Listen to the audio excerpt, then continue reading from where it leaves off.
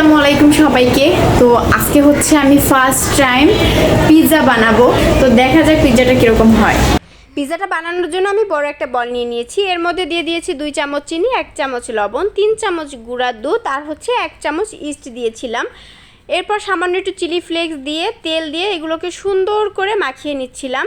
এরপর মাখানো হয়ে গেলে এর মধ্যে আমি পরিমাণ মতন ময়দা দিয়ে দিয়েছি। এরপর পরিমাণ মতন পানি হালকা কুসুম গরম করে সুন্দর করে একটা ডো বানিয়ে আমি প্রায় 2 ঘন্টার জন্য এটাকে রেস্টে রেখে দিয়েছিলাম। এরপরে চিকেনটা ম্যারিনেট করে নিচ্ছিলাম।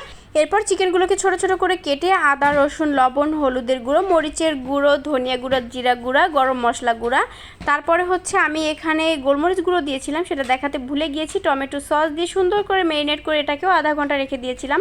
এরপর একটা ফ্রাই প্যানে সামান্য পেঁয়াজ একটু ভেজে এরপর হচ্ছে আমি সুন্দর করে চিকেনটা রান্না করে নিয়েছি। আর এই যে আমার চিকেন রান্না করা হয়ে গেছে মেয়োনিজ, এরপর হচ্ছে আমি যা যা দিব টপিক সব কিছু রেডি করে নিয়েছি।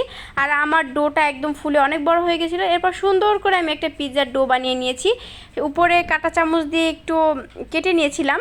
এরপর হচ্ছে আমি টমেটো সস দিয়ে অনেক বেশি হচ্ছে চিজ দিয়েছিলাম, চিকেন দিয়েছি, সসেস, তারপর হচ্ছে টমেটো গাজর পেঁয়াজ ক্যাপসিকাম, মানে যা যা লাগে আমি সব কিছু একদম অনেক বেশি বেশি করে দিয়েছিলাম। এখানে আমার হাজব্যান্ড সব সাজিয়ে দিচ্ছিলো। তারপর উপরে হচ্ছে আমি আবার অনেক বেশি করে চিজ দিয়ে প্রায় 10 মিনিটের জন্য ঢাকনা দিয়ে ঢেকে দিয়েছিলাম। আর এই হচ্ছে পিৎজার ফাইনাল লুক। তো ওই দিন আমি 2টা পিৎজা বানিয়েছিলাম। তো আজকে এই পর্যন্ত, সবাই ভালো থাকবেন, আল্লাহ হাফেজ।